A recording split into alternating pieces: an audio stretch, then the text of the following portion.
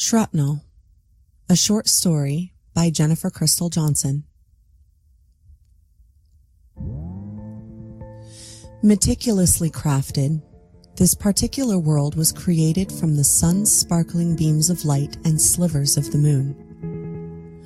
A fallen star was sewn on, followed by the colors of September leaves and the warmth of a summer fire pit.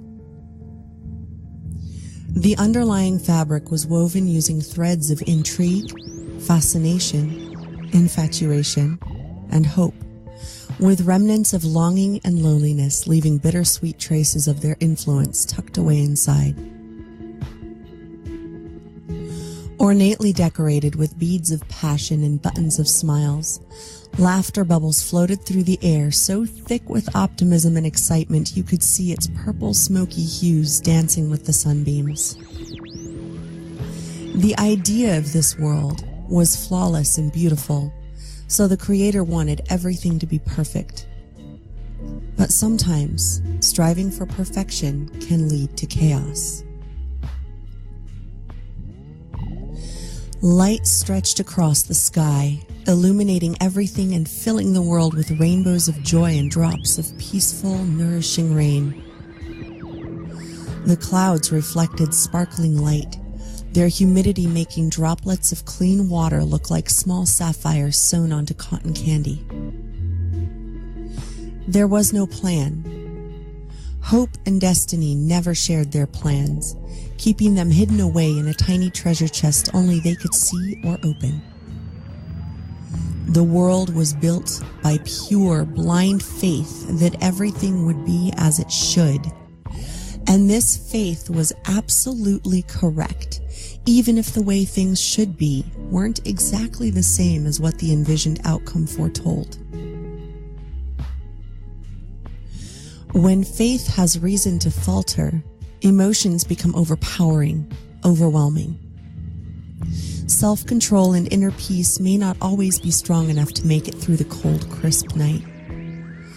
Though starlight looks like diamonds and faraway galaxies like hope, any rain that may fall in the chilly dark night feels like icicles ripping apart the warm orange glow of happiness.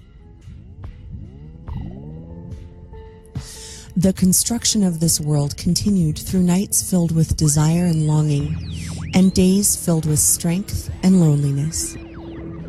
Supplies began to dwindle as doubt took the place of confidence, but perseverance ensured that giving up was not an option. Hope lent a hand in making things happen, keeping negativity at bay. Hope, however, was not strong enough to overpower loneliness, doubt, and longing, so they won out in the end.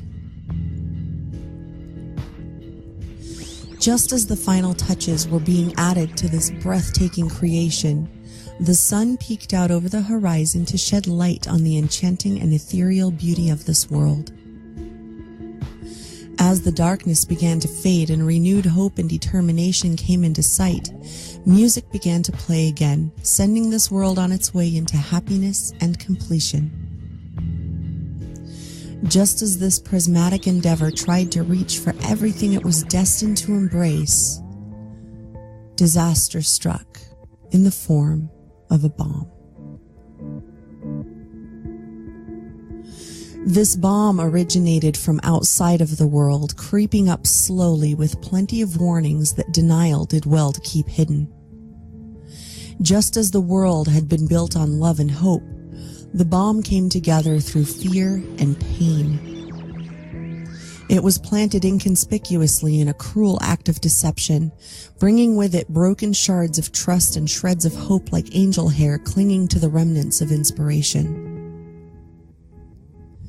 Black, poisonous plumes of smoke and red-hot chunks of disappointment consumed everything. Constructed of words, hatred, fear, and frustration, the explosion shattered the world, leaving in its wake craters of despair.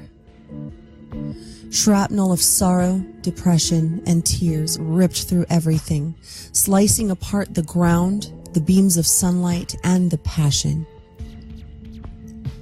The bomb left aching wounds, gaping widely at what was left of the optimistically purple smoky sky as if to beg for mercy.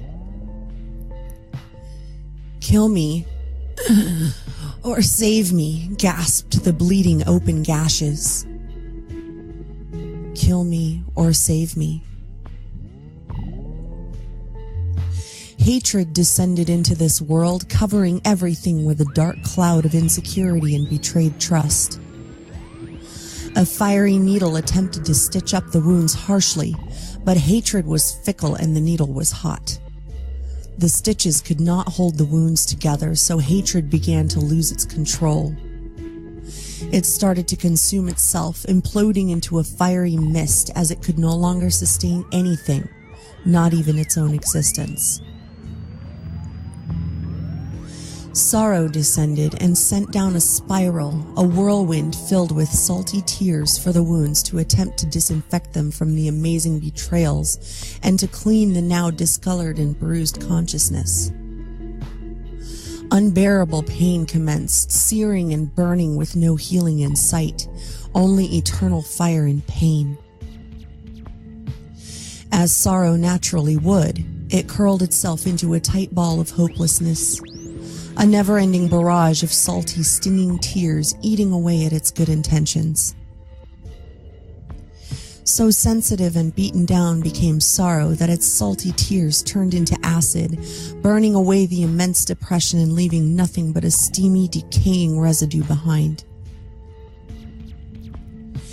Anger descended and attempted to use the damage sorrow had done to repair the gaping canyons of flesh.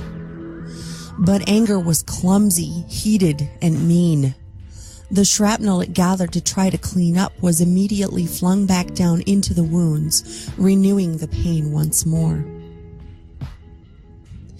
Anger quickly realized what it had done, seething with furious blood-red rage.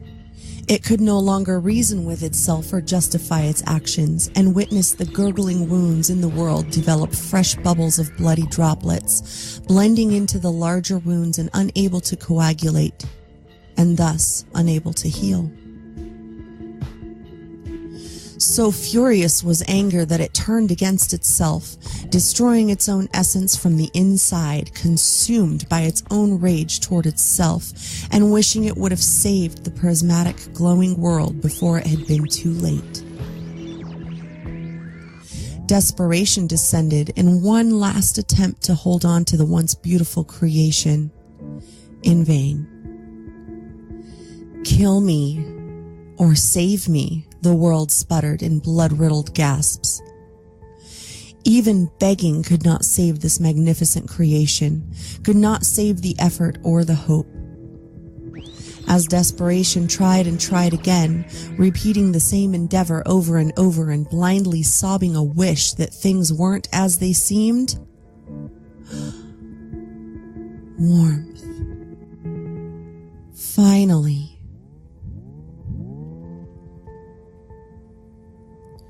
Numbness descended in its narcotic, fuzzy wisdom. It saved the world, allowing a very calm healing to enter and use its own soothing, cool needle and thread to stitch up the gaping red wounds. Numbness and healing worked together for some time, gently and methodically repairing the damage to the best of their abilities. Though the scars would be unsightly and amazingly prominent for a long time, the pain itself would subside a little more with each passing week. Eventually, the scars would begin to fade, and the creation would be accepted by its creator again, despite all of its deformities. Yet among all of the chaos that had struck, all of the entities that had reaped what they had sown and gotten their karmic return, not one of the beings had noticed the heart of the world, which remained untouched by the war of selfish emotions. Not once was this place perceived, harmed, seen, felt, or destroyed. This heart was simply covered under fire, strewn with debris from the collision of hatred and despair, the ignorance and selfishness of anger and sorrow scattered over its face. ignored by hope for fear of loss and camouflaged by angry skies and clouds of disappointment. As numbness and healing came into the world and progressed across the surface to clear away the chaos, they stumbled upon a magnificent sight, beauty beyond recognition and amplified by its surrounding wasteland. A body of water, protected by the debris that had fallen and ash that had hidden its wonders from sight. The water, however, was fully intact and needed only to be uncovered, unmasked. With the hope of restoring the wonders of this world, healing worked for a long time to make the beauty of it known. At last, after months of perseverance and determination, the view was breathtaking and bright, a beautiful splash of color and light amidst the ruins. The clouds had cleared to make way for the sun, whose beams shone down lovingly to caress the water's surface, turning it into a sparkling and beautiful view from every angle. Like tiny diamonds scattered haphazardly across miles of rippling silk, the lake renewed the hope of the entire world, building a foundation for joy that could never be destroyed or recreated. True happiness. With a background of hills striving to be mountains someday, the incredible truth was that this beauty and joy had always been there, through times of peace as well as times of war, times of harmony and times of chaos.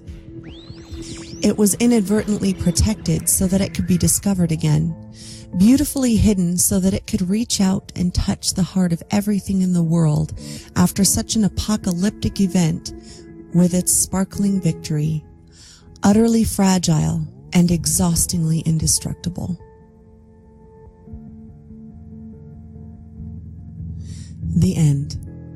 Thank you so much for listening.